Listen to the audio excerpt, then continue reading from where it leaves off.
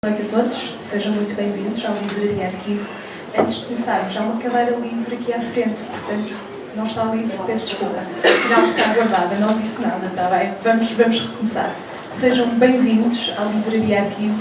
É um prazer receber-vos e é um prazer receber o Dr. Daniel Sampaio para uma conversa a propósito do seu novo livro, Do Telemóvel para o Mundo, Pais e Adolescentes no Tempo da Internet.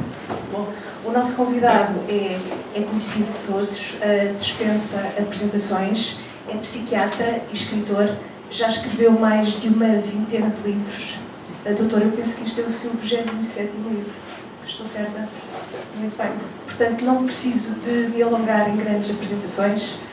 Muito obrigada mais uma vez por terem vindo e passo a palavra à Helena Alves da Leia. Também me cabe a parte fácil, que é agradecer a vossa presença. Somos sempre muito bem recebidos nesta livraria, portanto acabamos sempre por escolher, é sempre um dos nossos pontos para apresentações de livros. Queria pedir desculpa pelo atraso, nós apanhámos um bocado de trânsito sexta-feira de saída de Lisboa, peço desculpa, mas vou já passar a palavra à pessoa que querem ouvir, que é o professor. Muito boa noite e muito obrigado pela vossa presença. É sempre bom haver uma sexta-feira à noite pessoas que se interessem por livros, portanto, muito obrigado. Eu vou-vos apresentar brevemente este livro e depois podemos fazer um pequeno debate à volta destes temas, se quiserem depois questionar e comentar. Já alguém leu o livro dos presentes? Não, o livro também é recente. Estamos a fazer o lançamento, fizemos em várias cidades. Estamos aqui em Leiria, como de gosto, já estive várias vezes nesta livraria.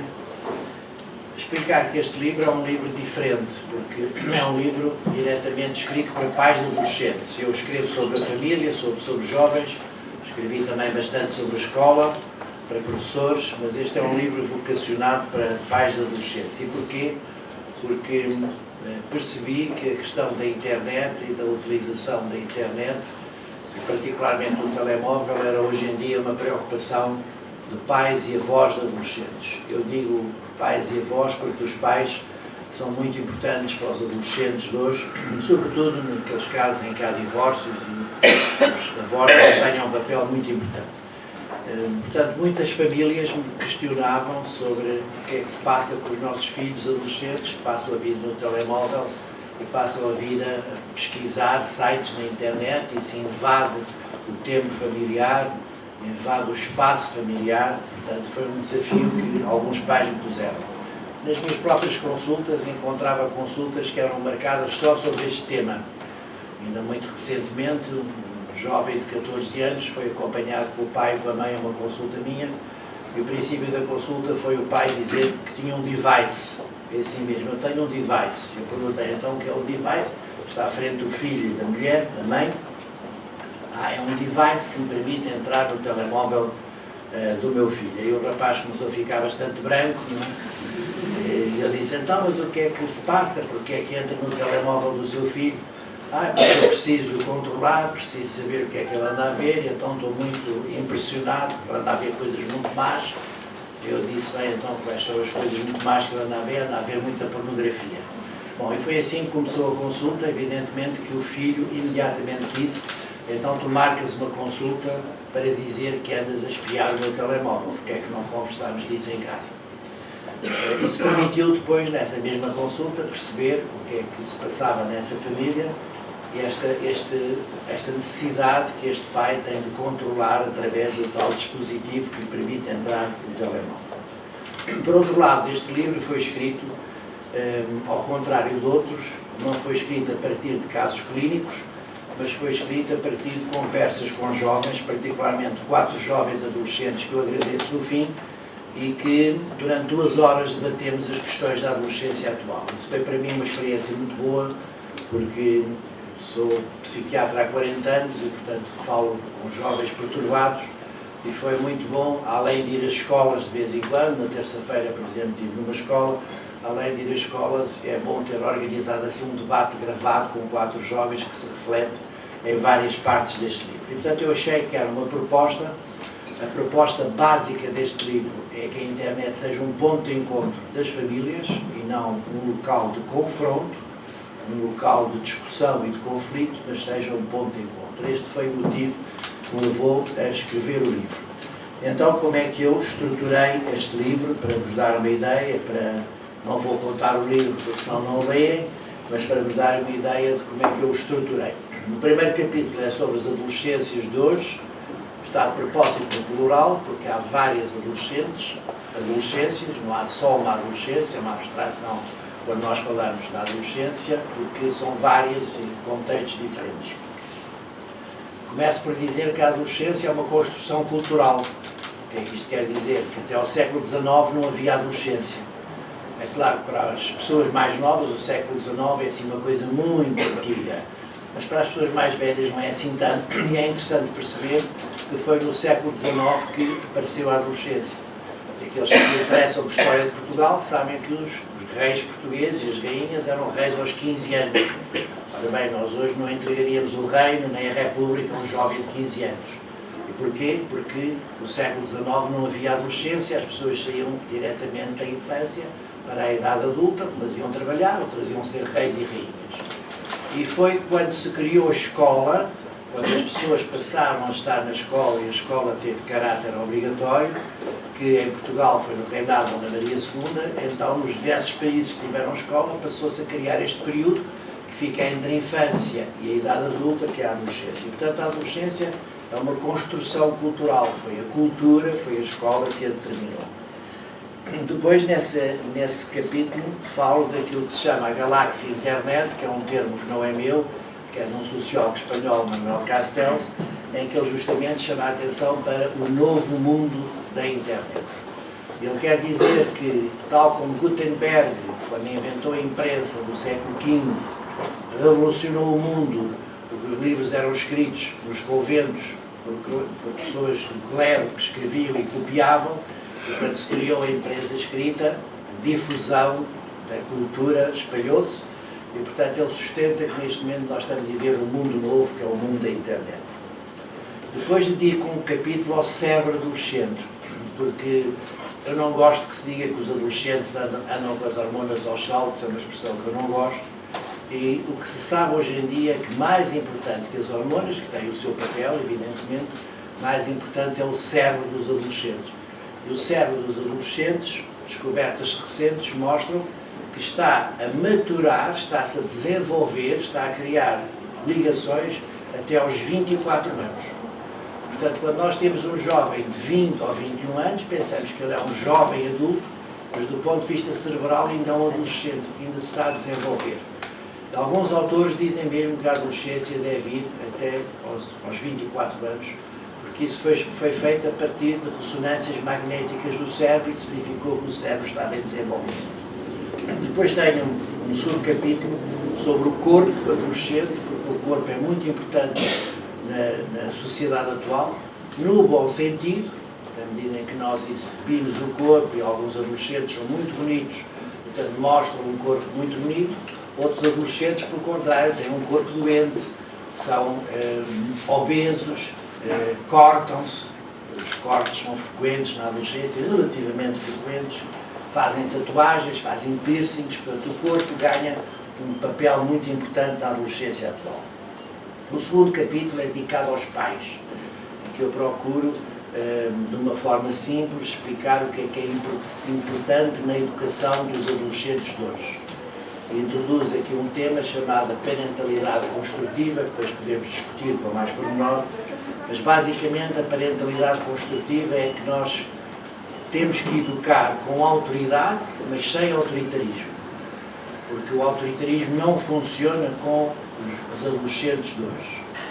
Nós temos que ser persuasivos, temos que ter as nossas ideias, as nossas convicções como pais e como avós, mas não vale a pena repetir muitas vezes as mesmas coisas, não vale a pena ralhar de uma forma persistente, é pelo contrário, através da nossa autoridade natural, depois podemos discutir isso se quiserem, que conseguimos influenciar, mas só conseguimos influenciar se tivermos envolvimento afetivo, se estivermos próximos dos adolescentes.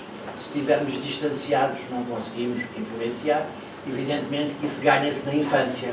Ou seja, se um pai e uma mãe, ou um padrasto ou uma madrasta, temos muitas vezes padrasto e madrasta. Eu tenho um jovem da minha consulta que gosta imenso do padrasto, tem muito melhor relação com o padrasto que o pai, e diz: não consigo dizer padrasto, digo padrastinho. Eu gosto tanto dele que não consigo dizer padrasto. Então, é importante, as madrastas e os padrastos não são como das histórias infantis, são muitas vezes muito bons e muito importantes. O terceiro capítulo chama-se Cenas do Cotidiano, dos quais eu podia escrever várias questões. Aquilo que eu me dediquei nesta secção foi, em primeiro lugar, a sexualidade, porque o amor e a sexualidade são fundamentais na adolescência, e achei que os pais precisavam de ter algumas informações e fazê-los refletir sobre a sexualidade dos adolescentes. Isto inclui a masturbação, inclui a pornografia, inclui a relação heterossexual, a relação homossexual. Podem encontrar aqui vários temas à volta destas questões sobre a sexualidade e o amor.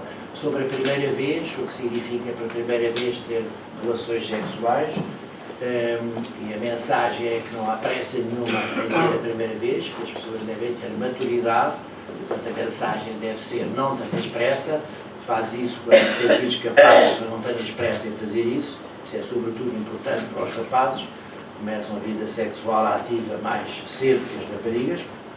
Depois tem um capítulo que se chama Os Pais, os Filhos Adolescentes, a Internet e as Redes Sociais. Aqui eu dediquei este capítulo, algumas pessoas acham um bocadinho maçador, mas dediquei este capítulo descrevendo as redes sociais, porque reparei que muitos pais não sabem como é que os filhos utilizam as redes sociais. E, portanto, eu falo aqui do Facebook, do Instagram, do WhatsApp, o que é que isso significa hoje em dia, o que é que significa as imagens no Instagram para os adolescentes, como é que eles utilizam o Facebook, que utilizam cada vez menos, e como é que utilizam cada vez mais o Instagram, e, portanto, também o YouTube, que é cada vez mais importante, porque muitos pré-adolescentes com 10, 11 e 12 anos estão encantados do YouTube, por uma razão muito simples, é que podem pôr lá a sua música, podem ouvir cantores, podem colocar músicas que eles próprios compuseram, e, portanto, o YouTube é muito importante, com às vezes alguns exageros. Depois o subcapítulo seguinte chama-se Os Pais, os Adolescentes, o Álcool e as Drogas. O capítulo do álcool assume claramente que 98% dos jovens de mais de 16 anos que saem à noite bebem, embora a lei diga que só podem beber aos 18, na prática nós verificamos que às vezes até mais cedo, mas seguramente depois dos 16 anos muitos adolescentes bebem. Então este capítulo é um pouco para dar a ideia de como é que podem beber com moderação, beber pouco, não misturar bebidas, beber alto, beber água no intervalo do álcool, não beber sem ter o estômago cheio, poder fazer uma refeição à meia da noite, etc. Finalmente, o último capítulo tem o título do livro, Do Telemóvel para o Mundo, em que eu justamente falo do telemóvel como uma janela para o mundo e chamo a atenção de que esta é uma oportunidade que as famílias não podem perder. Porque, se repararem bem, talvez seja a primeira vez na história das famílias que os mais novos sabem sobre uma matéria mais que os mais velhos. Ou seja, nós quando educamos, valemos da nossa experiência, daquilo que podemos ler, daquilo que ouvimos os outros pais, o que é que os nossos avós e pais fizeram, como é que os nossos amigos, os nossos tios fizeram também. Portanto, educamos pela experiência, que é muitíssimo importante. A experiência é muito importante. Embora muitas vezes os pais novos digam que não têm interesse nenhum. Mas é muito importante. Mas aqui passa-se uma coisa muito interessante, é que da questão da internet, as crianças e sobretudo os adolescentes sabem mais que os pais. Então o que se passa em muitas famílias é que o conhecimento sobre esta área existe mais na geração mais nova. O que faz com que a geração mais nova utilize este conhecimento para muitas vezes dizer que os pais não percebem, que são os totós, que são os chatos, que são ultrapassados, que os avós são os cotas, porque eles estão num território que dominam muito mais facilmente. Em algumas famílias com problemas, esta questão dos filhos saberem mais que os pais sobre uma determinada área fez oscilar a autoridade familiar. Ou seja, os pais ficaram inseguros porque é um território que não conhecem. Quando os pais estão inseguros, começam a desconfiar, começam a pesquisar, começam a espiar, e os adolescentes fecham-se cada vez mais e fazem tudo às escondidas ou fazem tudo com os amigos. E, portanto, aqui neste livro assume-se muito claramente que os pais têm que saber alguma coisa da internet, do funcionamento da internet, das coisas boas que a internet dá, de alguns riscos, mas que não podem achar que isso é um território que só tem a ver com os mais novos, eu não quero saber disso. Por outro lado, também é muito importante que os pais percebam que se querem pedir aos filhos para não estarem toda a vida no telemóvel, também têm que saber utilizar as suas próprias redes sociais e eles próprios não estarem tanto tempo no telemóvel. Por exemplo, estava a contar à Helena, da editora, que em Viseu, numa sessão deste tipo, eu estava a falar do uso da internet pelos mais novos e levantou-se um menino de 11 anos, vinha a saber que tinha 11 anos, da última fila, e disse: atenção, atenção, está aí a falar da utilização dos jovens, mas os nossos pais passam a vida no Facebook e no telemóvel. Isso fez-me pensar, e talvez eu devesse ter falado mais disso neste livro, mas é muito importante, portanto, o modelo da educação em todas as áreas e também na área da internet. E este livro termina com esta proposta, que a internet seja um ponto de encontro, que possamos ver como a internet abre para o mundo, pode-se marcar uma viagem, pode-se estudar, pode-se fazer uma pesquisa sobre um determinado assunto, podemos comunicar mais rapidamente através do WhatsApp, por exemplo. Portanto, esta é uma oportunidade muito importante na história da família para que as gerações se possam aproximar, se possam confrontar com os seus pontos de vista diferentes sem se afrontarem, sem haver uma zanha e uma afronta, e que a internet sirva como um veículo de comunicação muito importante entre gerações. O livro, para terminar, tem duas secções que eu acho que são importantes. Uma delas é uma secção para pensar, que não dá diretrizes claras, mas tem vários temas que obrigam a pensar, no meu entender, e tem outra secção que a editora fez muito bem em fazer em cinzento. Este não tem. É dos meus olhos. Portanto, umas páginas que estão mais em cinzento, que é justamente para chamar a atenção, que é umas páginas diferentes, que são o quê? São perguntas e respostas. Porque eu, como tenho um site de fácil acesso, as pessoas muito rapidamente obtêm o meu e-mail, sobretudo as pessoas mais novas. Eu acho muita graça que às vezes recebo um e-mail a dizer: eu obtive o seu e-mail para ser a dona Aduzinda Esteves, dá-me licença que eu passo o seu e-mail a não sei quem. E eu às vezes respondo quando estou mais irritado, mas quer dizer, um miúdo de 10 anos contacta comigo diretamente através da internet. Portanto, veja que se puser Daniel Sampaio na internet, consegue saber os meus contactos. E portanto, através desse site, eu recebo muitas perguntas por e-mail, que são perguntas muito interessantes e que eu resolvi coligir um conjunto de perguntas referentes a cada capítulo. Então ponho a pergunta e ponho a resposta que eu na altura dei, e aqui está modificado um pouco os nomes e as idades para não haver, obviamente, identificação, mas queria-vos dizer que são histórias absolutamente reais, algumas que eu acho muitíssimo interessantes, não é? Como, por exemplo, uma menina que estava proibida de utilizar o telemóvel no quarto de dormir, muito bem, regra completamente certa, mas que durante a noite o quarto dos pais tinha uma porta de vidro e deram com a menina a rastejar até ao hall de entrada onde estava o telemóvel. Noutro contexto, o rei que me escreveu a dizer que estava muito preocupado que a filha de 18 anos tinha iniciado a vida sexual e tinha dificuldade com isso, mas o que a tinha impressionado mais é que tinha encontrado um saco de preservativos usados, coisa que eu achei bastante mau gosto, não é?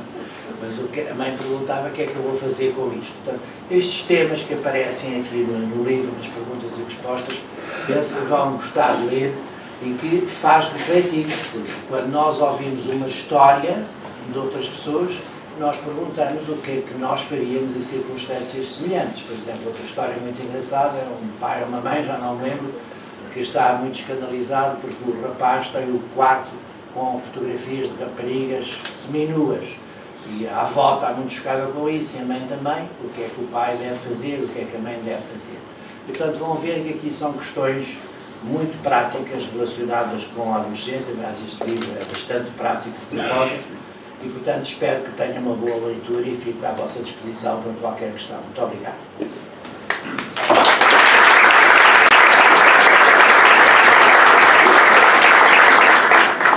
Muito bem, muito obrigada, professor.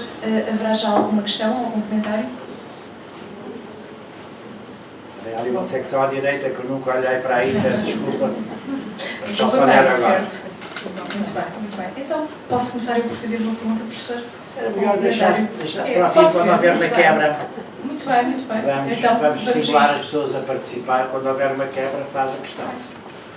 Como é da casa. É que o custo é a primeira vez. Sim, força. Eu sou uma avó de um pré-adolescente, como ele diz, que tem 11 anos, no ano passado. Geralmente passa parte da Se ouve, não é? Se houver um microfone, é melhor. Pode ser com o microfone. É que vamos passando, porque senão ali não ouvem, ficam excluídos. Pronto, estava eu a dizer que tenho um neto de 11 anos, que me disse no ano passado, já é pré-adolescente, e a razão pela qual ele me disse isso é que agora comia muito. Muito bem. É verdade, é verdade. Portanto, eu tinha que estar mais bem fechado. Sim, mais. Mais? Sim, tem de ser mais. Eu, em relação à adolescência, tive uma adolescência péssima. Pior que eu acho que podia acontecer. Eu não tinha direito a privacidade nenhuma, há pouco falou dos quadros nas paredes. Eu uma vez pus a Guernica no meu quarto e me disse, a minha mãe disse, isto aqui, não quero isto aqui, porque não é por questão política nem nada, porque era por questão estética. Tem que aproximar mais. Vamos dizer Não assim. estou habituada É a como na isso. televisão. Sim? Sim. Horizontal. Ao contrário. Isso. Agora. Estou habituada a As isso. próximas. O seu neto sabe de certeza. Olha assim, vá. Pronto, aí a questão da adolescência para mim foi porque eu escrevi um diário, o diário foi devassado, minha mãe leu tudo, eu agarrei no diário e rasguei-o todo. Pronto, mas isso eu penso que não irá acontecer com a neto. A questão que me preocupa extremamente é a questão da droga. Até que ponto é que é possível haver uma preparação para. Porque acontece uma coisa. O meu neto sabe de uma pessoa familiar que não sabe e não sabe. E eu acho que ele deve saber. Em relação a isso, eu acho que ele deve saber. Eu acho que a mãe devia falar com ele, porque a minha filha é divorciada, que a minha filha devia falar com ela e ela, mãe, eu acho que ainda é cedo, eu acho que ainda é cedo, eu acho que ainda é cedo. Eu gostava de saber o que é que se pode fazer em relação a isso. Eu, por mim, já tinha falado com ele, porque eu não tenho problema e ele também não tem problema nenhum. Comigo temos uma relação ótima. Muito bem, muito obrigado pela sua questão. Como já tem aí o livro, vai lê-lo. Leia o capítulo sobre as drogas.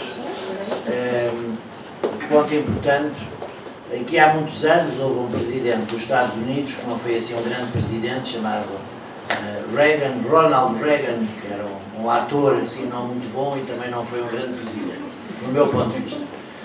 E tinha uma mulher chamada Nancy Reagan. E Nancy Reagan resolveu fazer uma grande campanha contra a droga, porque nessa altura o problema de droga era muito pior do que existe hoje e do que o seu neto vai enfrentar. Era um problema muito grande, porque era sobretudo o consumo de heroína que levava à morte em muitos casos. Então a Nancy Reagan, aconselhada pelos seus conselheiros, fez uma campanha que o lema dessa campanha era Just Say No. Diz pura e simplesmente não. E a ideia era que não se devia experimentar. Na altura isso foi discutido em todo o mundo e as pessoas acharam que era uma coisa muito simplista, que era uma mensagem demasiado simples, que era preciso explicar mais as drogas, etc. Tantos anos depois, o que se verifica na adolescência, a mensagem que é preciso passar é: nunca experimentes. É claro que nós sabemos que há uns que experimentam e que só uma pequena minoria dos que experimentam é que vai ficar dependente. Mas se não experimentarem, tanto melhor. E, portanto, a mensagem, em primeiro lugar, deve ser: não experimentes, porque a satisfação que a droga dá, as drogas dão satisfação, por isso é que as pessoas ficam dependentes, a satisfação que a droga dá, que é poder ficar mais calmo, mais risonho, mais bem disposto, alegrar-se mais, ouvir melhor música, são coisas que uma pessoa sem drogas consegue obter. Portanto, o que se deve dizer é: as sensações que tu poderás ter a experimentar são sensações que tu consegues por ti próprio e não vale a pena porque há o risco de ficares dependente. Se ficares dependente, ficas menos livre. A mensagem é: uma pessoa dependente fica menos livre. Bom, em relação à idade, está numa boa altura para ter essa conversa, porque ele está no início da adolescência, não vale a pena entrar em muitos pormenores sobre o que se passa com o familiar, mas o problema, como é que se chama o seu neto? Primeiro Gonçalo. nome?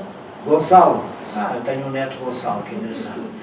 A primeira mensagem que deve dizer ao Gonçalo é: vais contatar com pessoas que vão fumar, charros, ganza, pólen, etc., uma série de nomes que são utilizados, que vêm aqui no livro para os pais saberem, mas não faz nenhum sentido experimentar. Podes conseguir com os teus amigos e contigo próprio uma satisfação sem precisares disso e ao risco de ficares dependente.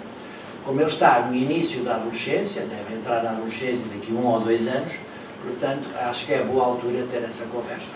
Muito obrigado. Obrigada. E felicidades para o Gonçalo. Boa noite, professor. Boa noite, professor. Eu vim cá a esta sessão, além da admiração que tenho por si, obviamente, Obrigado. mas porque a questão, eu sou professor e tenho exercido funções de direção de uma escola e todos nós, ou muitos de nós, professores, hoje com idades de avós, sentimos que há determinado tipo de tecnologia, nomeadamente quando falamos em telemóveis, os smartphones e aqueles muito mais evoluídos, nós sabemos que eles mais dia menos dia têm que entrar dentro do próprio ato pedagógico, dentro da própria sala de aula, mas que não sabemos ainda é como regular e como equilibrar esse uso. Outra questão ligada a essa é que, por exemplo, para alguns dos nossos alunos, o utilizar, manda-se fazer um trabalho, e utilizar aquilo que para eles é livre, está na praça pública, que é a informação, tal como nós, no nosso tempo, ouvíamos no café, ou ouvíamos e reproduzíamos sem pagar direitos de autor, e eles entendem que se está na internet é disponível, portanto podem utilizar. Portanto, esta relação, a escola não consegue neste momento, no meu ponto de vista, dar a escola que nós ainda temos, não consegue dar uma resposta ainda suficientemente clara e eficaz para aquilo que está aí a acontecer. Por exemplo, a questão do processamento rápido de informação no smartphone, carrega-se e tem-se imediatamente a resposta, quando a maturação da aula, o próprio processamento de informação é muito mais lento. E isso cria algumas dificuldades de adaptação de uma coisa à outra. Obrigado. Bom, vamos começar com a minha experiência de terça-feira passada. Terça-feira passada fui à escola secundária de Carcavelos, ao pé de Lisboa. Do Adelino Calado. Como? Do Adelino Calado. Fui recebido pelo diretor e falámos um bocadinho sobre o livro. Não, o tema não era o livro, mas era a educação para a saúde, a educação sexual. E ele disse-me que achava que estava num bom caminho para a resolução do problema do telemóvel na sala de aula. Eu conheço a experiência. Da experiência nós devemos tirar a seguinte conclusão. Demorou 1 ano a ser estabelecida. Ou seja, durante 1 ano Professores, diretor e alunos combinaram como é que iam utilizar o telemóvel na sala de aula. Estabeleceram uma espécie de regulamento que foi muito discutido, com avanços e recuos, um regulamento que permite, neste momento, utilizar o telemóvel na sala de aula com regras. Ou seja, é possível, por autorização do professor, utilizar o telemóvel para pesquisa, para trabalhos de grupo, para fotografia. Isso é, o tempo de utilização é determinado pelo professor, e quando os alunos saem daquilo que ficou combinado, são punidos, são castigados. Contou-me o diretor que as propostas dos alunos para os prevaricadores no início eram extremamente severas. Propostas de suspensão dos alunos que desobedecessem a isso. Mas o que se faz na prática, se o aluno desobedece, sai da sala de aula e a família é avisada. Quando isto foi posto em ação, houve muitas coisas que não correram bem, mas à medida que vamos avançando no tempo estão a correr cada vez melhor. Porquê é que eu estou a dizer isto? Este livro não trata sobre a escola de propósito, porque haveria muita coisa a dizer sobre a escola. Mas isto é um exemplo também para a família, ou seja, quando nós trabalhamos as regras com as pessoas mais novas, o que dá muito trabalho, nós vamos obter uma adesão muito maior por parte dos mais novos. Se nós temos uma criança com 4 ou 5 anos que começa ela a manipular um tablet, ou um iPad, ou mesmo o telemóvel do irmão mais velho ou do pai, o que nós devemos rapidamente introduzir é que só pode fazer aquilo durante um tempo, não pode fazer indefinidamente, não pode ser deixada com um aparelho ligado sem controle do tempo. Então, se a criança é muito pequena, ela vai interiorizando a pouco e pouco a regra de que aquele aparelho tem uma utilização limitada. E depois, evidentemente, de interiorizar essa regra, se desobedece, evidentemente que a criança tem que ser punida. Mas a punição tem muito mais sentido se a criança tiver a noção que está a desobedecer uma regra que ela própria ajudou a construir. E, portanto, é assim que se deve fazer na escola. Eu discuti essa questão com os jovens com quem discuti este livro. Me disseram, isso não funciona porque na sala de aula nós desatamos a mandar mensagens para todo o lado e a ver imagens do Instagram. E, portanto, quando fui à escola fiquei agradavelmente surpreendido com esta questão. Portanto, é uma coisa que nós temos que pensar. Mas a regra fundamental é que na família temos que fazer assim. É muito interessante, porque, por exemplo, na dependência do álcool, nós dizemos assim, quanto mais tarde começares a beber, melhor. Porquê? Porque o cérebro tem mais maturação, porque o fígado tem mais maturação, porque a pessoa tem um corpo mais forte, portanto, quanto mais tarde começares a beber, melhor. Na internet, não. Na internet a regra é, começa cedo, de modo a perceberes que deves utilizar durante um curto período, e se fizeres isso, a probabilidade de ficares dependente na adolescência é muito pequena. Agora vamos à segunda questão, que tem a ver com o tempo e com a gestão de informação. É muito importante que a sala de aula se altere. Talvez ainda venha a escrever sobre isso, mas este livro não é sobre isso. Não se pode escrever sobre tudo, mas o que me impressiona na história dos meus netos é que andam na mesma escola onde eu andei, que antes chamava Liceu Normal de Pedro Nunes, e que nós chamávamos Liceu Anormal de Pedro Nunes, nas nossas brincadeiras da adolescência. Eles agora andam na escola secundária Pedro Nunes. E o que me impressiona nos relatos é que a sala de aula funciona exatamente da mesma maneira. Não há mudança. E é baseada num professor a falar e nos alunos quietos a ouvir.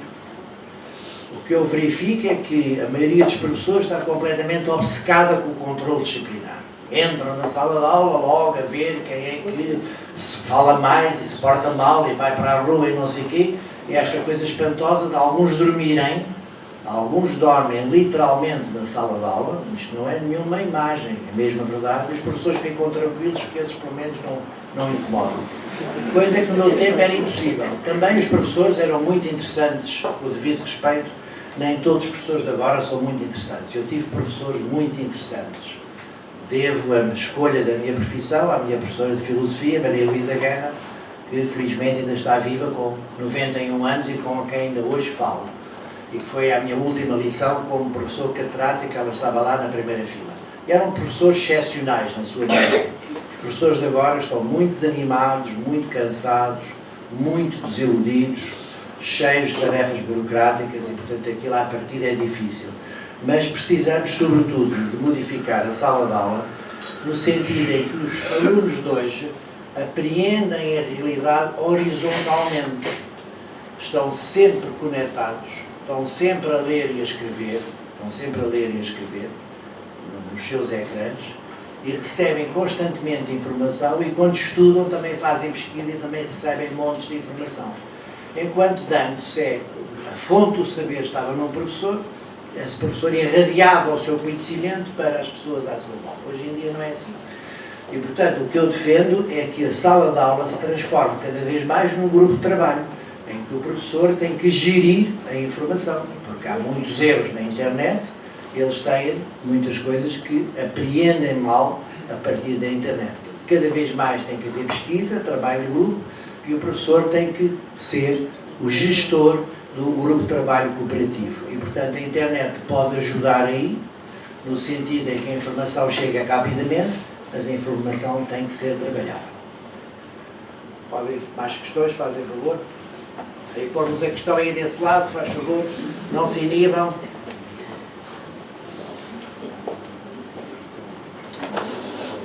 Vou só tirar aqui o som, me esqueci.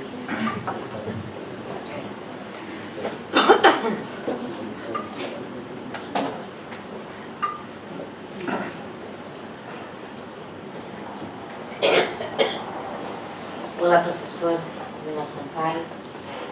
Eu sou pediatra em Leiria, já há uns bons anos também, e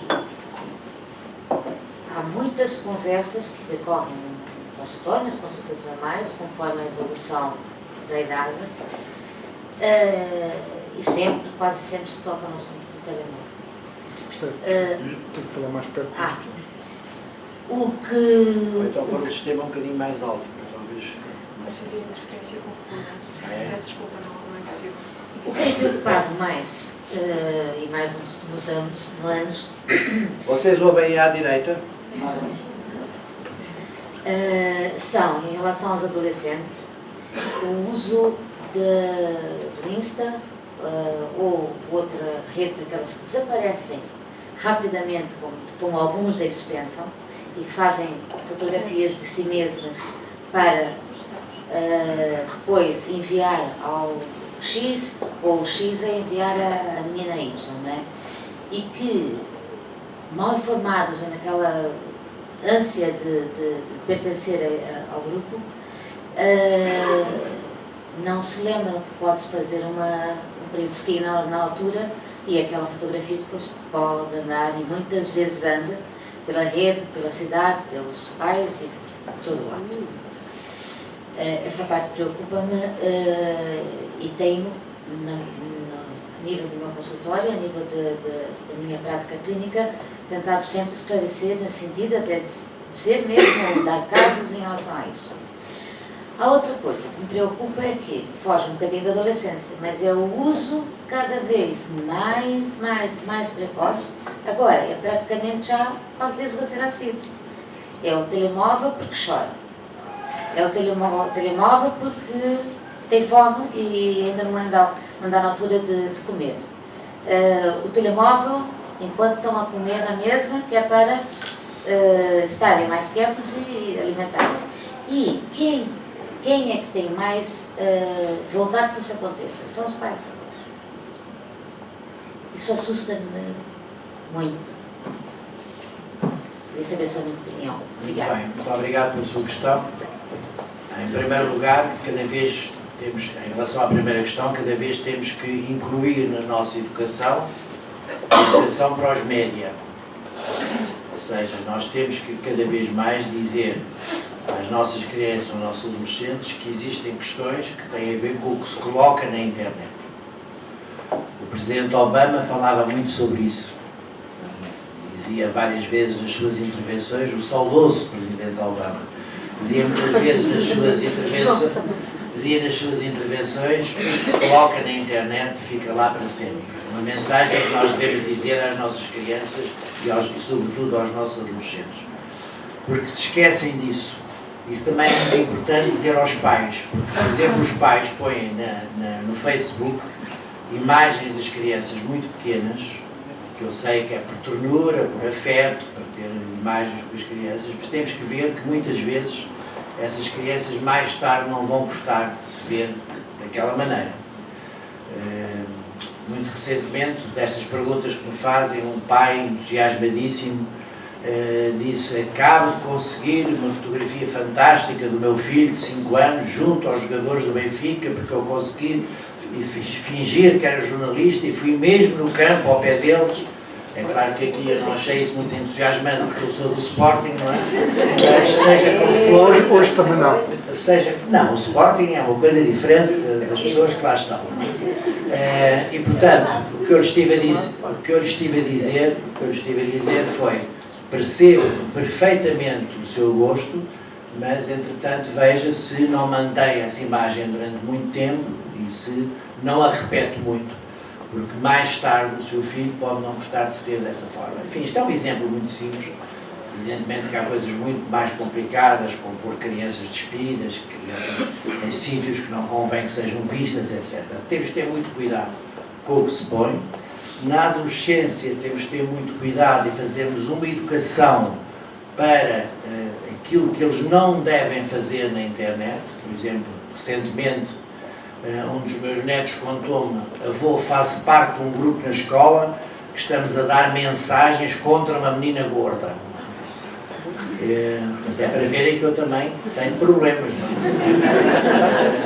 E eu discuti isso com ele, tem 16 anos, acabados de fazer. Eu disse: o que é isso de andares a mandar mensagens a uma menina gorda? Falem com ela, ajudem-me, não mandem mensagens a dizer que ela está gorda e outras coisas assim. E ele disse: eu vou sair do grupo. Depois desta nossa conversa, eu já andava a pensar assim, mas depois desta conversa vou sair do grupo. Eu disse: não só deves sair do grupo, como deves dizer aos teus amigos para acabarem com isso. Isso eu já não faço, porque eu não quero ficar com más relações com os outros rapazes. E errado, não é? E aí tivemos uma conversa, não o consegui convencer, pelo menos para já, que isto foi muito recente. Ou seja, nós temos que educar, além de educar para serem bem comportados, para estudarem, para comerem bem à mesa, para dormirem, etc., coisas que os pais fazem, temos que educar agora também para a internet e sobre o que é lícito fazer ou não. Última questão, a sua pergunta fez-me suscitar vários comentários. É a babysitter eletrónica. Quer dizer, o telemóvel e o iPad, o tablet, são a babysitter eletrónica. Dá muito jeito aos pais. Curiosamente, como a televisão dava há 20 anos atrás. Eu, quando escrevi um livro chamado Voltei à Escola, em 1996, fui a muitas escolas no continente e nas regiões autónomas, e os pais diziam-me sempre: não conseguimos fazer nada deles, passam a vida na televisão, a ver programas na televisão. Eu até na altura descrevi que as famílias comiam num tabuleiro em frente à televisão. Hoje em dia os adolescentes veem pouquíssima televisão, pouquíssima. Mas estão muitas horas no computador. E os pais, muitas vezes, dão-lhes jeito, sobretudo quando são mais pequenos e quando são turbulentos, que isso se passa. Neste livro propõe-se que haja períodos da vida da família em que isso não se passe, que são a hora de manhã de partir para a escola e para o trabalho, depois a hora de chegar à casa, para chegar a casa os pais e os filhos, para os trabalhos de casa, para fazer o jantar, para a higiene, etc. Depois a hora do jantar, que é muito importante que as pessoas conversem umas com as outras. Depois podem voltar todos um bocadinho para a internet a seguir ao jantar, mas quando forem para a cama, evidentemente, pais e filhos não devem levar ecrãs, porque está muito demonstrado que o ecrã perturba o sono. Ao contrário do que os adolescentes dizem, vou levar para adormecer, o que significa que não só não adormecem, como têm um sono menos reparador. Mas se nós conseguirmos que nas famílias haja estes períodos sem internet, nós estamos a ganhar um tempo de qualidade, porque os pais hoje em dia não têm muito tempo para estar com os filhos, mas podem ter tempo de qualidade. Quando eu estive em Guimarães, disseram: se é lá em Lisboa que as pessoas não vêm almoçar a casa. Aqui em Guimarães nós vamos sempre almoçar a casa. Disse: tudo bem, então aproveitem, além do jantar, aproveitem a hora do almoço. Ou seja, a proposta do livro não é para seguir à risca. Aliás, nada que vem no livro é para seguir à risca. As pessoas pensarem. Mas o que me parece que isso sim gostaria que seguissem é criar períodos em que as pessoas estão a conversar umas com as outras. Isso é fundamental na educação, porque a maior influência que os pais podem ter em relação aos filhos é saberem que são as pessoas mais importantes para os filhos. Porque há internet, há amigos, há amigas, há professores, há tios, etc. Os mais importantes influenciadores da vida dos filhos são os pais.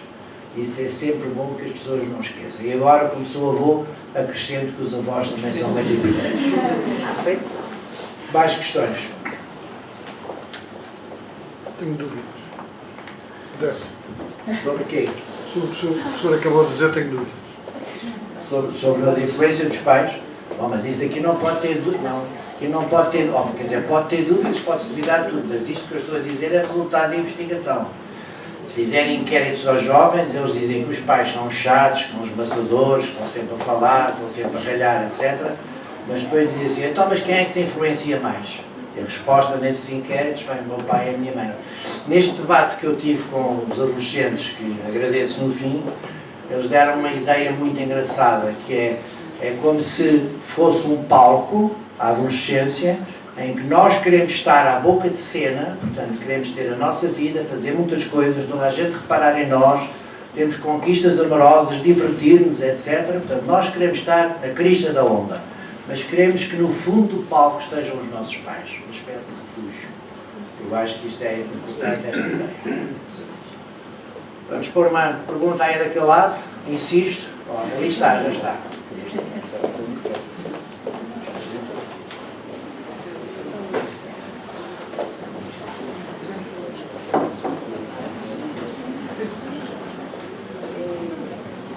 Não sei se consegue ouvir.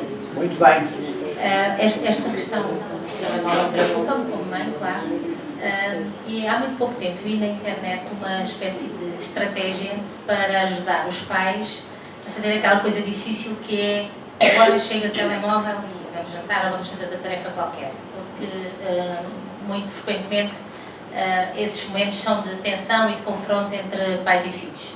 E a explicação que davam, que eu não sei, o site não era daqueles mais fidedignos e por isso coloco à sua consideração se esta informação terá sentido ou não, a explicação tentava ser pelo menos científica e partir do princípio que a gratificação que as crianças jovens têm com o telemóvel é imediata e falavam até em dopamina e não sei se isto é exagero ou se, enfim, ou se o site tinha a informação correta. De qualquer maneira, explicavam que a gratificação e a ligação ao gadget era tão forte que ser interrompido era sempre uma atividade desgostosa e de desprazer e, portanto, eles reagiriam sempre mal a isso. E davam como estratégia, em vez de dizer à criança ou adolescente, agora chega, vamos fazer outra coisa, criar ali um vínculo, um pequeno elo de ligação que passaria por sentarmos ao lado da criança ou adolescente, mostrarmos algum interesse na atividade que ele estava a fazer nesse momento no seu telemóvel, no seu computador, para que isso o trouxesse um bocadinho à realidade, para o tirar do mundo virtual e depois a seguir então, ao captar a atenção dele, seria mais simples e menos tenso e com menos confronto, a fazer com que ele terminasse essa atividade e ir para outra tarefa que não incluía o telefone, ou o telemóvel ou o computador. Não sei se isto faz sentido, se isto tem uma base científica, se era só um mero conceito prático, ainda não experimentei, por isso estou a colocar à consideração. Também não sei se tem base científica, mas encontro aqui no livro estratégias semelhantes. É assim, uma das coisas que eu tenho aprendido com os jovens com quem tenho falado é que o ralhar persistente e interromper uma tarefa não é boa medida. Eu tenho reparado que quando vêm da escola, muitas vezes mergulham, sentam-se, chegam a casa, sentam-se, normalmente com fome, por isso é que o Sr. Neto já está a avisar, e comem qualquer coisa, mas comem qualquer coisa em cima do telemóvel ou do computador. E estão no computador ou no telemóvel logo à entrada, assim que chegam da escola. Atiram com a mochila, atiram com os ténis e ficam sentados ali durante um tempo, às vezes no chão. Os pais têm tendência para imediatamente invadir esse território. Tens que ir tomar banho, tens que estudar, tens teste amanhã, larga o telemóvel. Aliás, há uma sequência no livro, que é uma sequência real, ligeiramente modificada, em que a mãe começa a interferir constantemente, ele está no telemóvel e a mãe sempre a dizer, larga o telemóvel, olha para mim, larga para o telemóvel, estás a fazer isto, estás a fazer aquilo. A conversa termina com ele malcriadamente dizer, chata mãe, e a cortar a comunicação. Portanto, a estratégia, na minha opinião, deve ser exatamente essa. Deve ser sentar ao lado, começar a conversar, não espreitar o telemóvel, porque há pais que espreitam, isso não é bom sistema.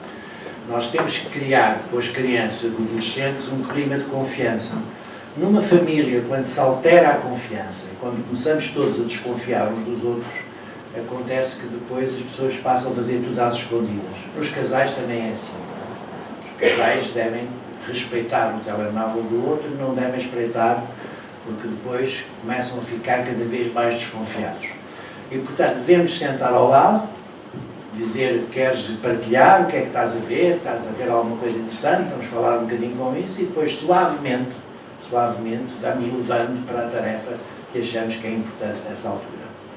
Evidentemente que isso tem a ver com a dopamina e tem a ver com a gratificação do cérebro e com a resposta, mas não é preciso saber isso. O que é preciso é que perceber que o ralhar persistente, que o interferir constantemente na privacidade do adolescente leva a mau resultado.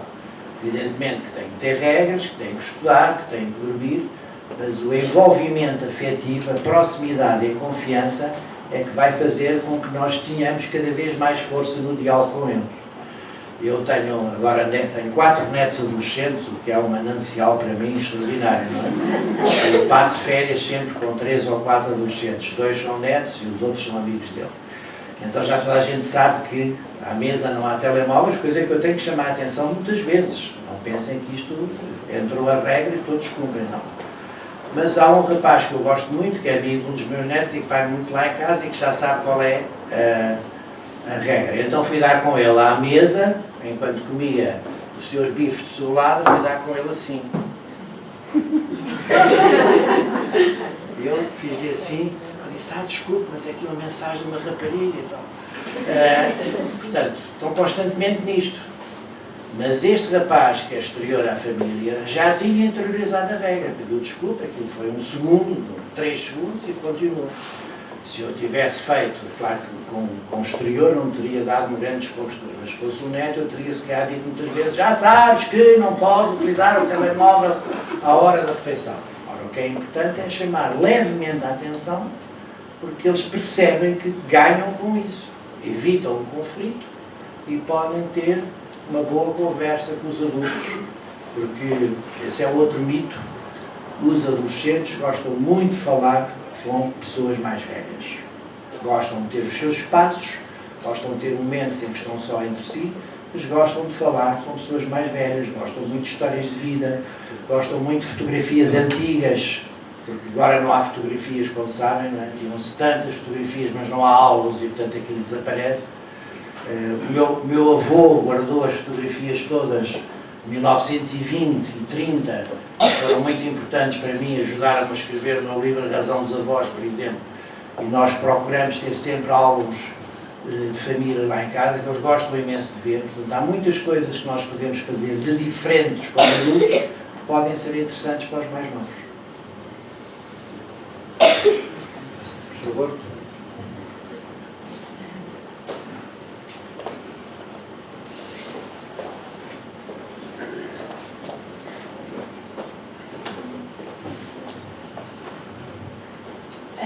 Boa noite. A minha questão é relacionada com uma questão que foi feita anteriormente. Eu queria perguntar até que ponto é que acha que o uso do telemóvel seja permitido na sala de aula, ainda que durante pouco tempo, é saudável, porque eu tenho 21 anos, contra mim falo que também já o utilizei durante as aulas, sem a permissão do professor. Claro. E há, normal.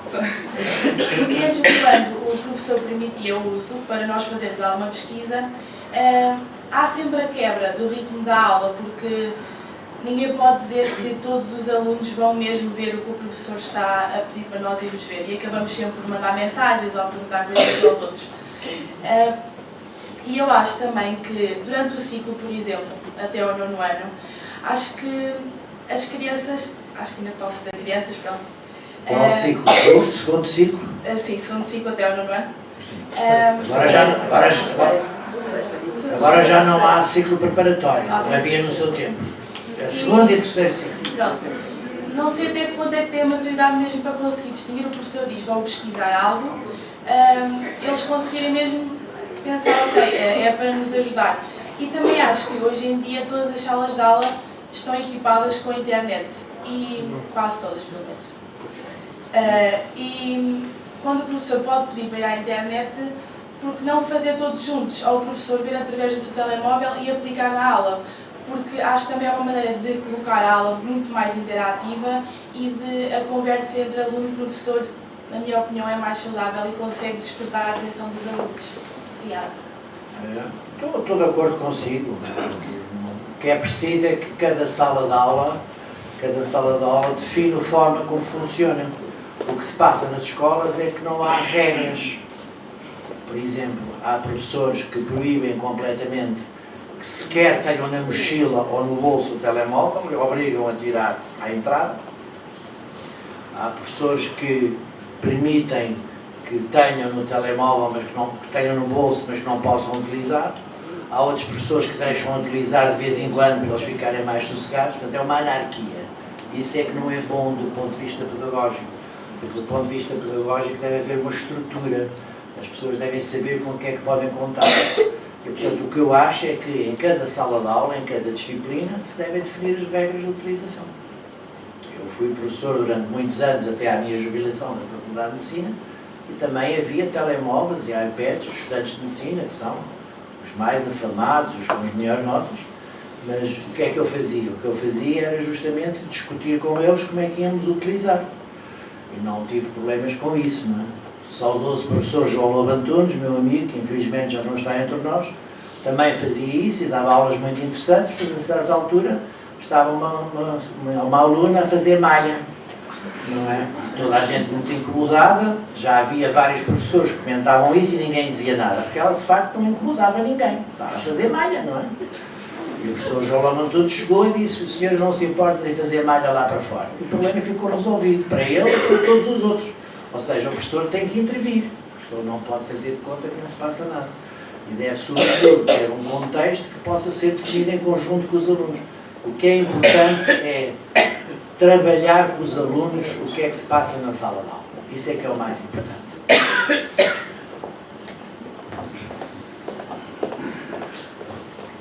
Olá, então, parabéns pelo livro. Obrigado. Eu li o livro já há 2 semanas. Muitos parabéns. Acho que o livro chegou numa altura perfeita e estávamos mesmo a precisar pais e formadores. Também sou professora. Uma dúvida em relação, porque continuamente falamos em parentalidade controlada, parentalidade, sem entrar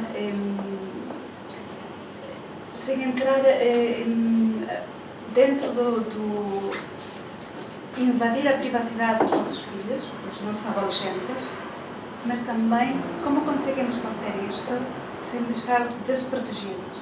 Porque hoje em dia todos sabemos que a internet traz atrás, não é? Como conseguimos não invadir essa privacidade e ao mesmo tempo não deixá-los desprotegidos? Eu estou a falar concretamente de um caso de um adolescente, dos pais, que tem um adolescente com 16 anos e estavam preocupadíssimos porque o adolescente estava a ver continuamente pornografia na net.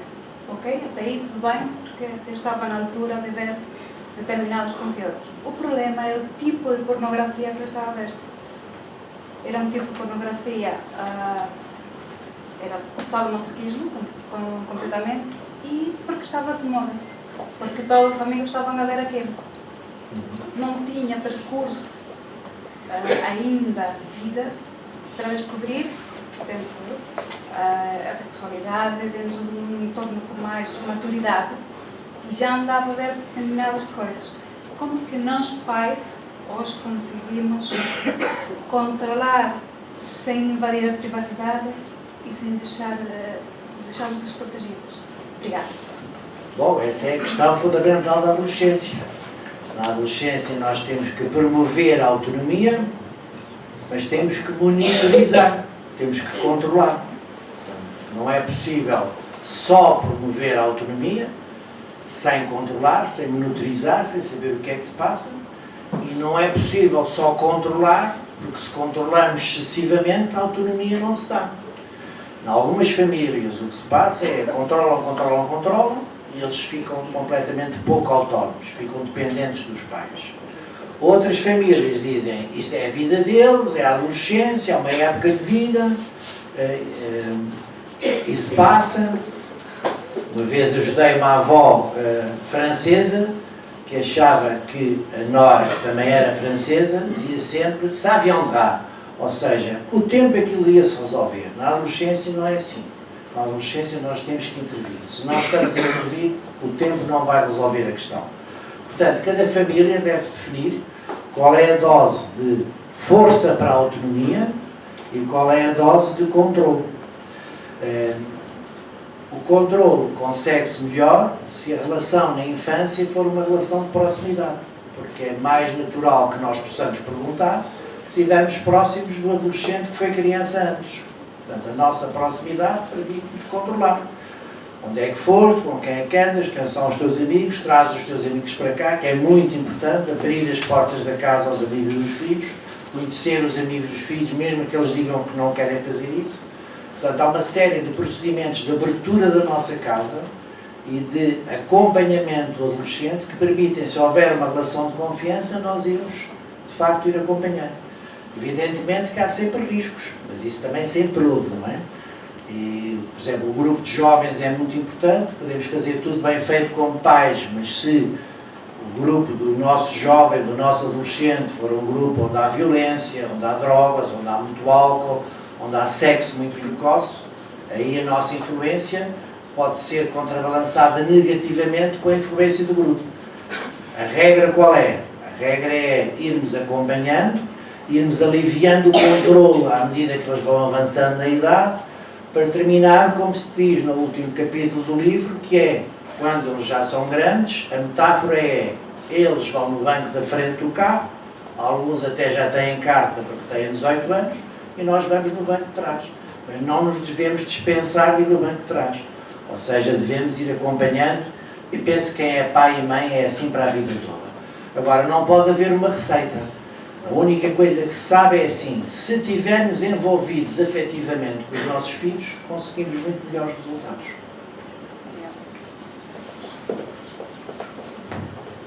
Dá-me licença, professor. Faz favor.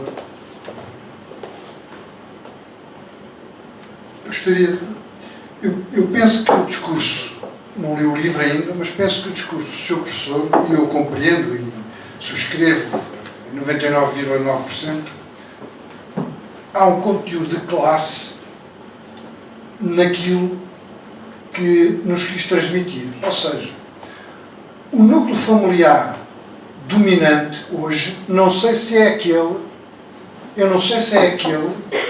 que o senhor professor aqui e todos nós falamos. Isto é, nós, mais uma vez, peço desculpa de falar das escolas, mas nas escolas, nós muitas vezes, os encarregados de educação, os pais, é que telefonam para os meninos, a meio da aula, e se é retirado o telemóvel, como o Adelino Calado faz em Carcavelos, o pai fica todo espinhado, porque era uma urgência que tinha que falar com o filho.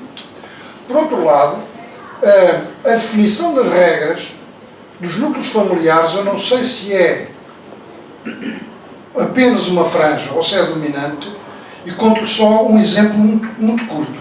Um aluno, há 2 anos, de um daqueles cursos alternativos de 3º ciclo, disse à professora, os professores são todos lixo.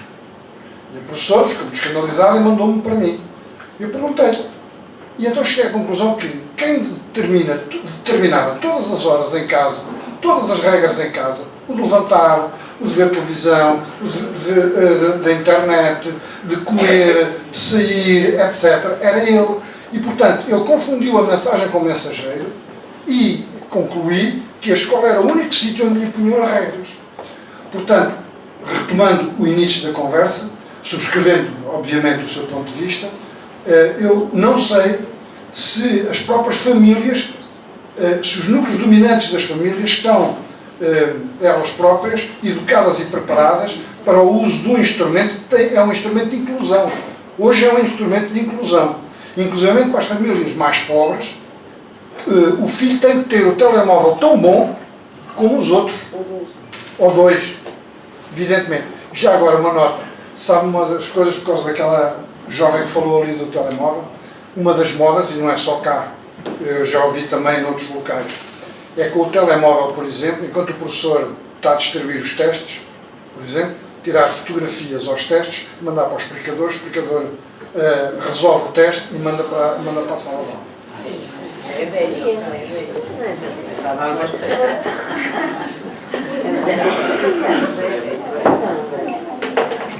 Bom, em primeiro lugar, não faz mal nenhum, temos 0,1% de discordância. Mesmo que for 10 ou 20%, é uma coisa boa, não há problema nenhum. O que eu acho é que a escola e a família se têm que aproximar. Quando é possível. Não, é sempre possível.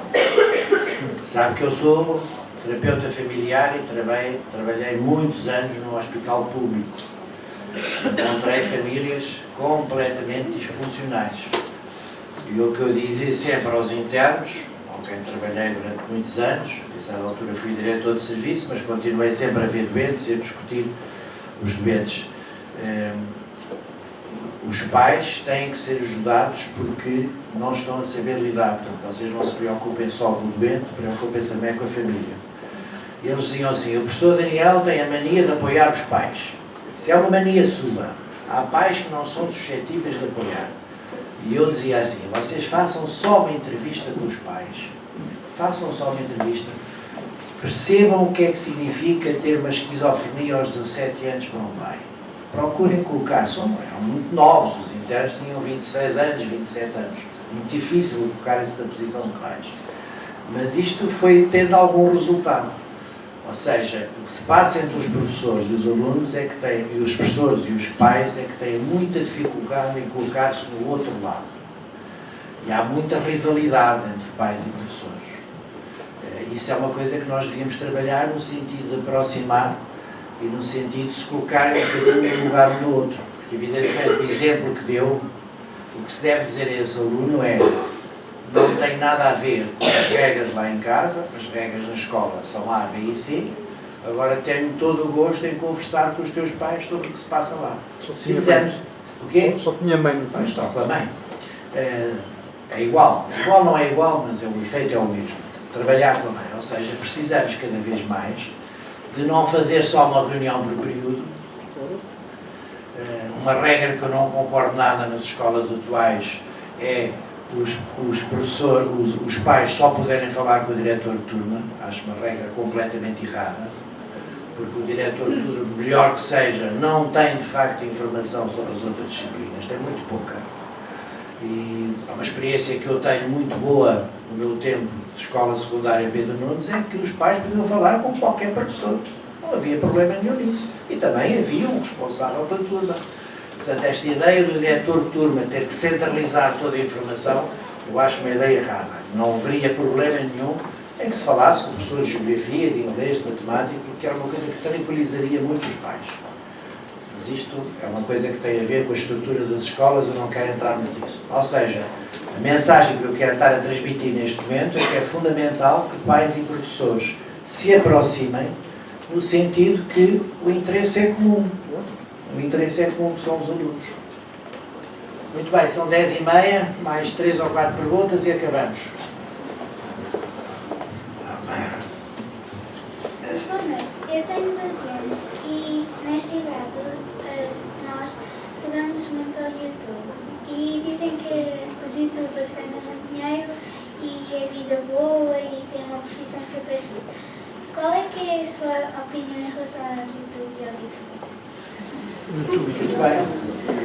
Uma pergunta muito atual, como se costuma dizer. Tens aqui um pequeno capítulo sobre o YouTube no livro. Porque os jovens não precisam ler o livro todo, mas há umas partes que vale a pena ler. O que é que eu penso sobre o YouTube? Pela primeira vez no YouTube, os jovens são autores. Ou seja, podes fazer uma música e colocar no YouTube. Podes cantar uma canção e colocar no YouTube. Podes escrever um texto, até um livro, e colocares na internet. Enquanto, quando eu tinha a tua idade e já tinha a mania de escrever, e mais velho, tive muita dificuldade em publicar o meu primeiro texto. Era muito difícil. Foi num jornal que havia, Diário Lisboa Juvenil, com o Mário Castrinho, Maria da Alice Vieira, que tinha um suplemento juvenil que ajudava a gente nova. Mas era muito difícil. Portanto, o YouTube agora permite com que tu e os teus amigos possam fazer uma música, colocar lá. É muito bom isso. Sobre a vida dos youtubers, repara o seguinte: nada é fácil. Se tu queres ter êxito, nada é fácil sem trabalho. Portanto, não há êxito fácil. Cristiano Ronaldo trabalha imenso, imenso, desde os 13 anos. Aos 13 anos, um ano mais velho que tu, levantava-se de noite na academia do Sporting e ia fazer exercícios físicos às 3 da manhã, porque era muito magrinho e nunca poderia ser bom jogador de futebol se não tivesse mais músculo. E depois voltava-se a deitar às 4 da manhã, às escondidas das pessoas que lá estavam. E sempre trabalhou muito. Qualquer escritor, qualquer músico que tenha êxito trabalha muito. Portanto, os youtubers que vão ter êxito são aqueles que têm talento e que trabalham muito. Às vezes fica-se com a ideia que é muito fácil ganhar dinheiro dessa forma, não é?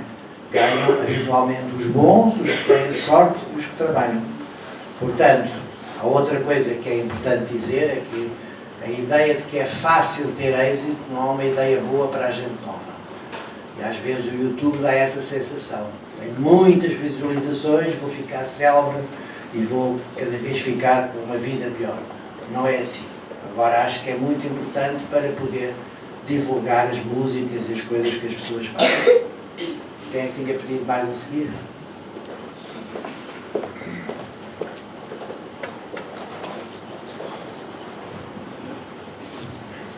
Pretendia só saber a sua opinião sobre a forma como gerir o conflito permanente que existe, então, principalmente com adolescentes, entre o saber da internet e o saber, como disse há pedaço, da vida feita. Portanto... Muito bem. Uma pergunta muito oportuna. Tem que lidar com as duas coisas. Tem que lidar com o saber da vida feita, a sua experiência, não sei se é pai. Sim. A sua experiência da sua vida, que é a coisa mais importante. Na Póvoa de Varzim, onde eu estive, houve um pai que disse: eu sou um mero pai. Um mero pai. Isso é extraordinário, não é? Porque ser um pai é uma coisa à partida muito boa. Não quer dizer que toda a gente tenha que ser pai e mãe, mas é muito bom à partida e, portanto, tem uma capacidade de influenciar muito grande. Depois existe a internet e a proposta deste livro é que trabalhem em conjunto. Como é que se faz isso? Não podem os pais abdicar da sua experiência de vida, daquilo que sentem, daquilo que pensam, daquilo que acham que está correto, sabendo que os mais novos vão dizer que não é assim porque viram na internet que não é assim. E, portanto, tem que haver mesmo aqui um choque de culturas. Eu falo disso a certa altura do livro, que é a cultura da família, aquilo que nós aprendemos com os nossos pais e avós, e aquilo que se chama a cultura tecnosocial juvenil, que é a cultura da tecnologia e dos grupos de jovens. Essas culturas devem se aproximar, devem se juntar. E deve haver discussões na família sobre isso. Vou-lhe dar um exemplo com o neto, que eu gosto de dar exemplos. Porque eu, como disse há bocado, também não é nada fácil. Um neto meu queria fazer um trabalho sobre a poeta Sofia de Melbrana de Anderson. Avô, temos que fazer um trabalho sobre um poema da Sofia. Disse, muito bem, sabes qual é o poema? Não faça a mínima. É como eles dizem. Não faça a mínima. Então eu, os meus 71 anos, fui publicar nas obras completas da Caminho, tem lá a obra completa de Sofia, e tinha lá um poema que eu gosto muito, e disse, vamos trabalhar sobre esse poema. Ele disse assim, como é que começa o poema? Estava eu a começar a ler, já ele tinha o poema dentro. Quando eu queria enquadrar o poema, disse, isso não vale a pena, não vale a pena, não vale a pena. Vamos só fazer aqui uma coisa sobre a biografia da Sofia, não vale a pena. Bom, evidentemente podíamos ter ficado por aqui. Como é que avançámos um bocadinho mais? Porque eu, por exemplo, disse-lhe que a Sofia era mãe do Miguel Sousa Tavares, que ele não fazia a menor ideia, mas que achou muito interessante. Que tinha sido casada com o Francisco Sousa Tavares, que era uma pessoa muito importante, muito interessante, e que tinha sido a pessoa que no dia 25 de Abril tinha aparecido no Lago do Carmo. Ou seja, não foi mérito nenhum, foi enquadrar. E quando a enquadrei, tivemos ali um bocadinho a conversar e o trabalho saiu um bocadinho melhor. Podemos fazer isso acerca de um trabalho ou podemos fazer isso acerca de um episódio da vida. Primeira vez que se sai à noite, por exemplo. Eles querem sair à noite. Ora bem, temos que falar com eles sobre como é que foi a nossa primeira vez de sair à noite, mesmo que tenha sido há 50 anos atrás. Como é que os pais deles saíram à noite e o que aconteceu e o que é que ele pode encontrar quando sair à noite. E, portanto, dessa junção, por isso é que a sua pergunta é muito interessante, é justamente da junção entre a cultura, a experiência de vida e as informações que ele tem na internet, que nós vamos fazer uma síntese, uma junção que permite educar-nos melhor. Vamos à última questão. Esteve ali em pé toda a noite, parece uma pergunta.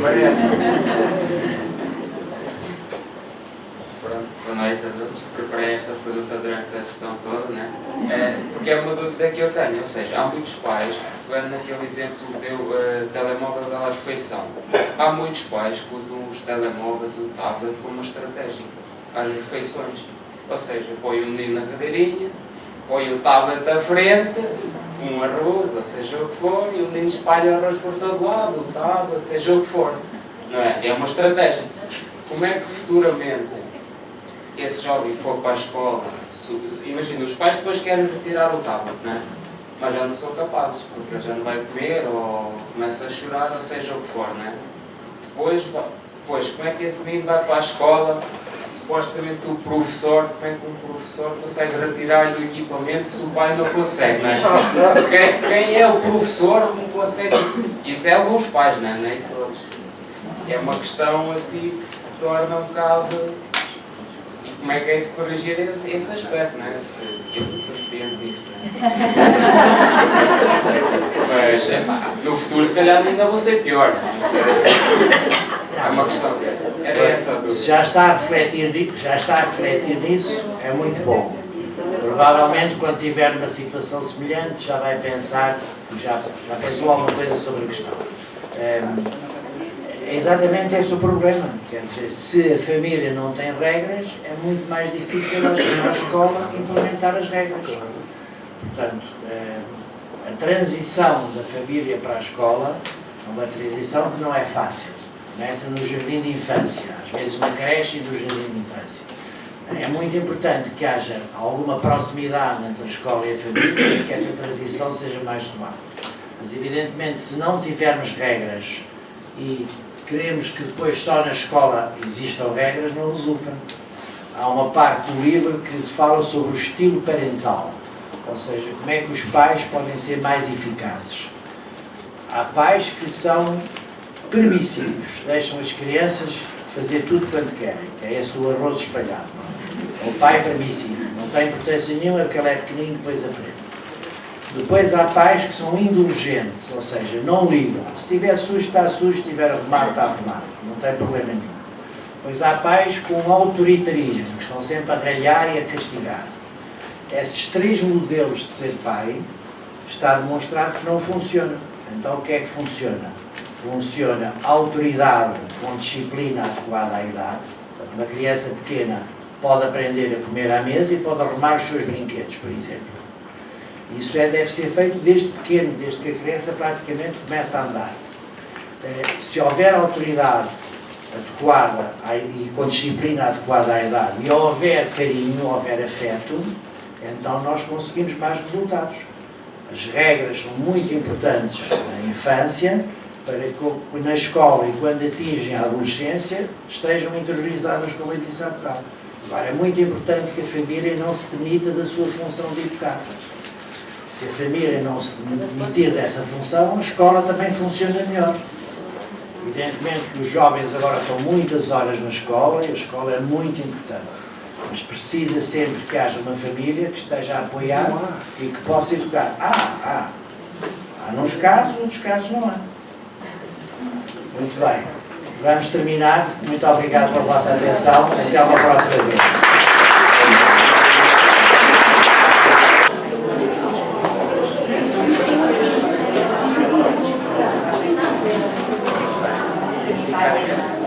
Como é que se chama?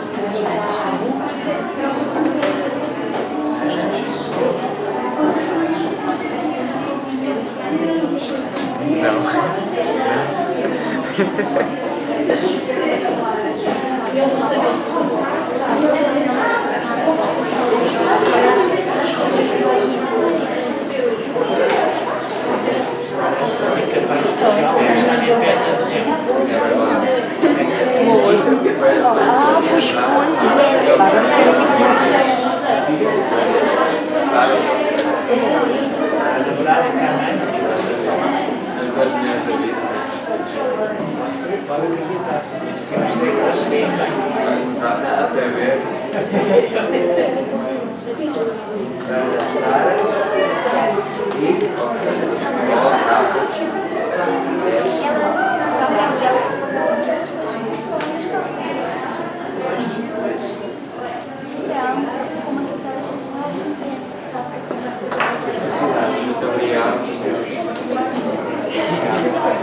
Obrigado.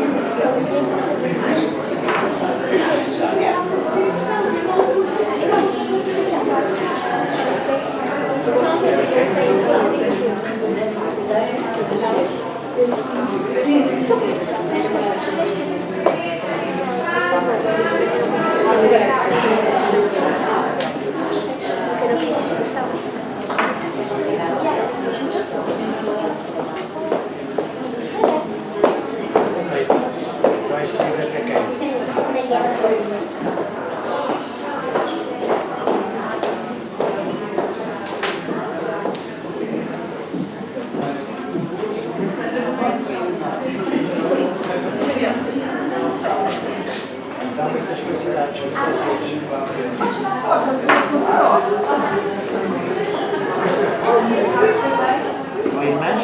Não, ela é irmã. O quê? É minha melhor amiga. Duas melhores amigas.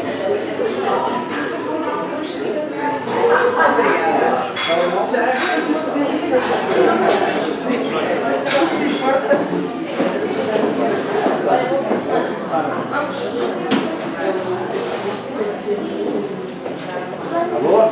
Isto é para remover a prestígio para se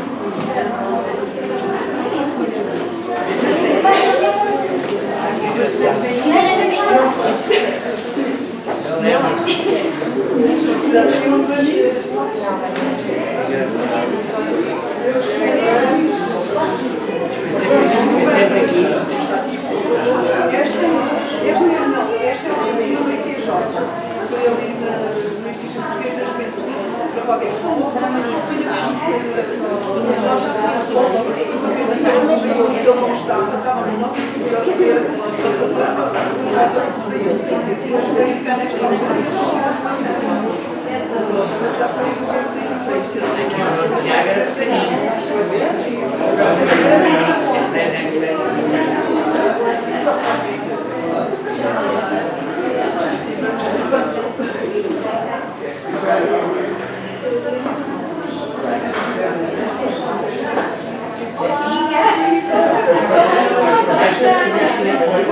Põe assim,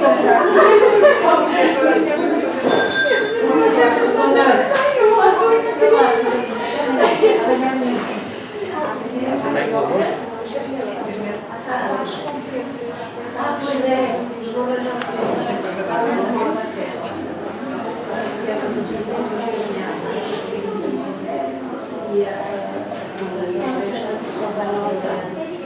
são?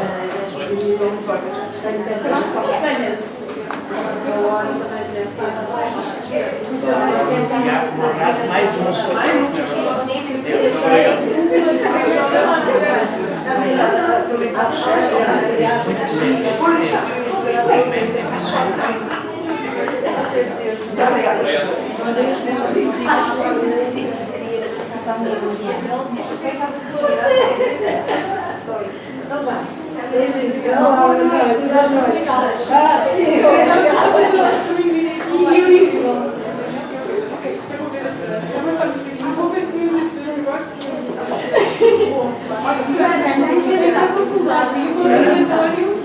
Não interessa, não tem qualquer.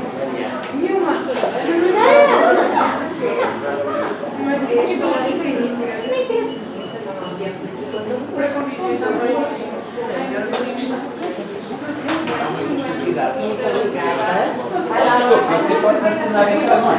Faz favor. Não lembro do nome. É Sara.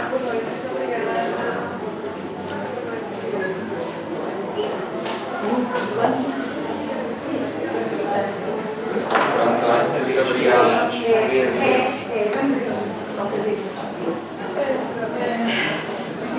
Obrigado.